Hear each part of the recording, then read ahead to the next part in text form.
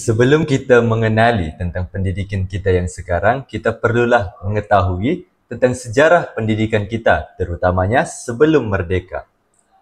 Pertama sekali, kita lihat kepada pendidikan pondok. Pendidikan pondok merupakan sistem pendidikan tradisional masyarakat Melayu pada ketika sebelum merdeka. Fokus utama pendidikan pondok adalah kepada ilmu agama Islam seperti pengajian Al-Quran, hadis, fiqh, tauhid dan akhlak. Selain itu, penekanan juga diberikan kepada tulisan Jawi sebagai medium utama dalam penyampaian ilmu. Hal ini kerana tulisan Jawi dianggap penting dalam kehidupan seharian orang Melayu, sama ada dalam bidang agama, surat menyurat ataupun pentadbiran. Seterusnya, apabila British datang menjajah tanah Melayu, mereka memperkenalkan sistem sekolah mengikut kaum atau kita lebih kenali sebagai sistem vernakular. Misalnya, terdapat sekolah Melayu yang menekankan kemahiran asas seperti membaca, menulis, mengira, juga kemahiran pertanian. Sekolah Cina pula menggunakan bahasa Mandarin dan lebih menekankan ilmu pengetahuan serta hubungan dengan negara asal mereka. Sekolah Tamil ditubuhkan untuk anak-anak masyarakat India dengan penekanan kepada bahasa Tamil dan pendidikan asas. Manakala wujud juga sekolah Inggeris yang memberi peluang kepada segelintir masyarakat yang berkemampuan atau golongan-golongan bangsawan untuk belajar dalam bahasa Inggeris. Namun begitu, sistem ini terpisah mengikut kaum dan tidak mewujudkan perpaduan antara masyarakat di tanah Melayu. Disebabkan wujudnya pemisahan kaum dalam sistem pendidikan, maka wujud juga beberapa laporan sebelum merdeka.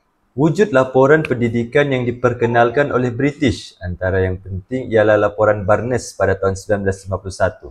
Setelah wujudnya sistem vernakular dalam pendidikan kita, maka wujud juga beberapa laporan yang menentang wujudnya sistem pendidikan vernakular tersebut. Laporan pertama yang wujud ialah laporan Barnes 1951. Tujuan laporan ini dibuat adalah untuk mencadangkan sistem pendidikan yang dapat menyatukan pelbagai kaum di tanah Melayu. Cadangan utama yang mereka bangkitkan ialah menubuhkan sekolah kebangsaan dengan bahasa Melayu dan bahasa Inggeris sebagai bahasa pengantar. Mereka juga menekankan untuk menghapuskan sekolah beraliran kaum Cina dan Tamil secara berperingkat, serta mereka juga menekankan tentang pendidikan rendah secara percuma selama 6 tahun. Namun, kaum Cina dan India menentang kerana bimbang bahasa dan budaya ibunda mereka terpinggir. Akibat penentangan ini, maka wujudlah laporan Fenwu 1951.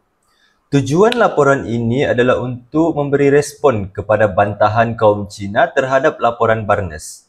Cadangan utama laporan Fenwu ini adalah untuk mengekalkan sekolah vernakular Cina tetapi memperkukuh pengajaran bahasa Inggeris dan bahasa Melayu. Mereka juga mengiktiraf peranan sekolah Cina dalam memelihara identiti budaya dan bahasa.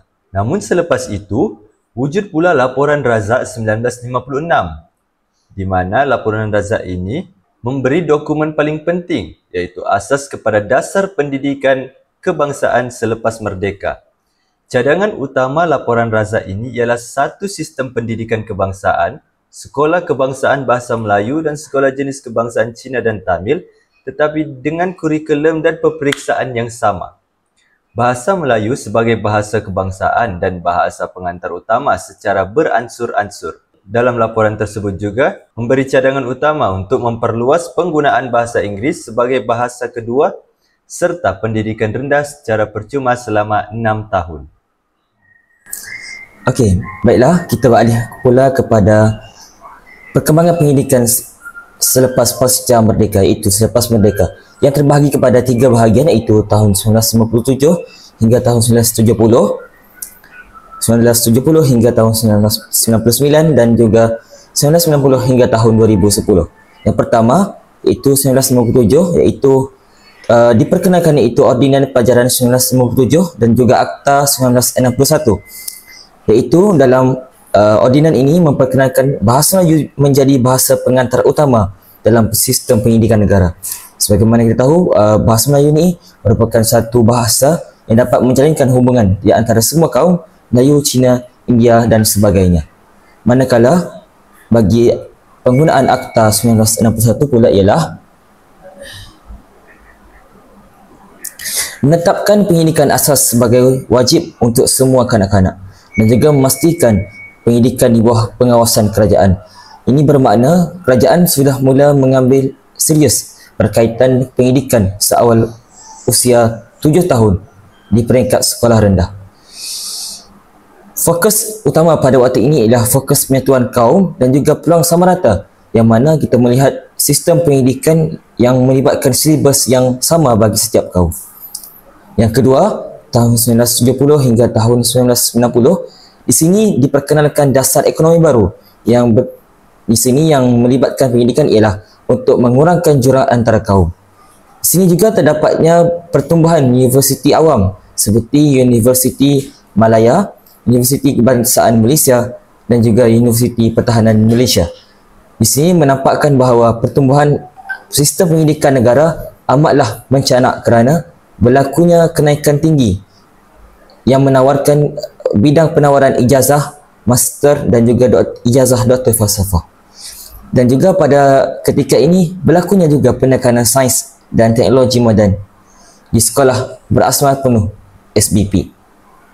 Yang ketiga, tahun 1990 hingga tahun 2010 mula diperkenalkan Akta Pendidikan 1996, iaitu membuka peluang IPTS, institusi pendidikan tinggi swasta dan juga beberapa institusi pendidikan yang lain.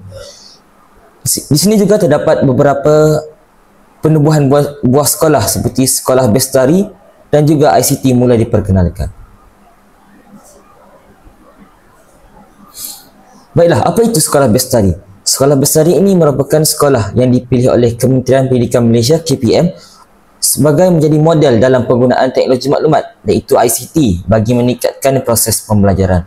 Di sini murid diperkenalkan dengan pembelajaran abad ke-21 yang sememangnya menjadi panduan kepada seluruh warga Malaysia untuk menaikkan martabat imej negara di mata dunia. Dan akhir sekali, sebagai contoh, Sekolah Bestari diperkenalkan iaitu Sekolah Kebangsaan Taman Tun Dr. Ismail SKTTDI di Kuala Lumpur dan juga Sekolah Menengah Kebangsaan Aminuddin Baki di Kuala Lumpur. Apa kaitannya wawasan 2020 dengan sistem pendidikan negara? Baiklah, wawasan 2020 ini merupakan satu wawasan yang menerapkan modal insan berdaya saing di mana mempertingkatkan kompetensi pelajar dalam sistem pendidikan negara. Apa cabaran tahun 2010 hingga kini? Jadi, cabaran pada tahun ini ialah,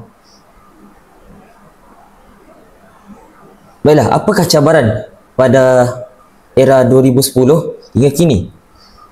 Antara perkara yang sudah diperkenalkan ialah Pelan Pembangunan Pendidikan Malaysia tahun 2013 hingga 2025, di mana dalam pelan pembangunan ini menerapkan kualiti perpaduan kemahiran berfikir aras tinggi dan juga peribahasa. Apa yang menariknya di sini ialah penekanan terhadap kebat dan juga peribahasa, di mana penekanan dua elemen ini amat berkait rapat dengan sains dan teknologi moden, kerana penggunaan kebat menerapkan kepada kemahiran berfikir aras tinggi dan juga penggunaan dua bahasa, iaitu dua language program, di mana pembelajaran sains dan matematik menggunakan bahasa Inggeris. Di sini menampakkan bahawasanya kerajaan Malaysia menitik beratkan penggunaan bahasa Inggeris di dalam penggunaan STEM, sains, teknologi, engineering dan juga matematik dalam sistem pendidikan negara. Dan juga terdapat baru-baru ini sistem PDPR, iaitu sistem pembelajaran atas talian ketika COVID-19. Di sini berlakunya perkembangan pesat pendidikan digital. Dan akhir sekali, kerajaan ingin meneruskan bahawasanya itu memfokuskan kepada STEM, TVET dan juga inovasi dan pelajaran seumur hidup. Ini adalah menjadi satu objektif yang tinggi kepada negara untuk dicapai pada masa akan datang, yang memakan masa 10 hingga ke 20 tahun akan datang.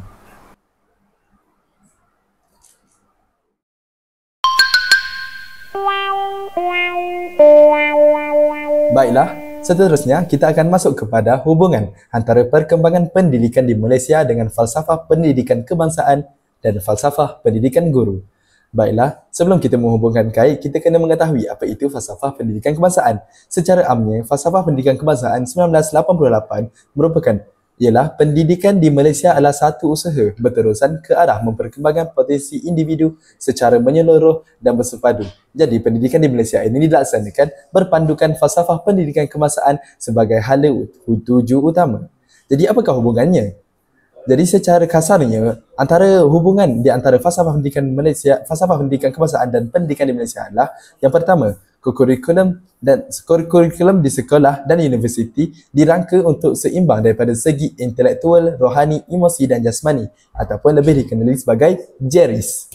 Seterusnya, aktiviti co-kurikulum dapat membina sahsiah dan perpaduan selaras dengan matlamat falsafah pendidikan kebangsaan dan dasar pendidikan seperti PPM, STEM dan TVET adalah salah satu usaha untuk melahirkan rakyat yang berilmu, berakhlak dan beridentiti berkebangsaan. Seterusnya adalah falsafah pendidikan guru.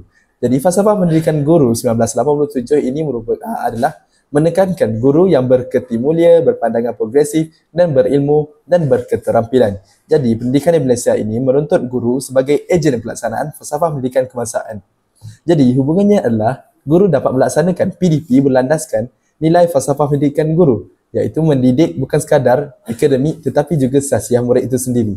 Selain itu, terdapat juga latihan untuk guru seperti di universiti, IPG dan seterusnya yang dirangka untuk melahirkan pendidik profesional yang memahami budaya dan aspirasi negara, dan guru berperan sebagai role model agar matlamat falsafah pendidikan kebangsaan tercapai. Jadi secara konklusinya, falsafah pendidikan kebangsaan merupakan hala tuju dan matlamat pendidikan negara. Manakala falsafah pendidikan guru pula adalah panduan untuk guru agar mampu melaksanakan falsafah pendidikan kebangsaan. Dan pendidikan Malaysia adalah salah satu medan pelaksanaan untuk kedua-dua falsafah ini. Seperti contoh, pada hari ini di sekolah, guru-guru harus melakukan RPH yang berpandukan falsafah pendidikan guru supaya panduan yang dilaksanakan mampu mengikut hala tuju dan matlamat seperti falsafah pendidikan kebangsaan. Itu sahaja daripada kami. Sekian. Terima kasih.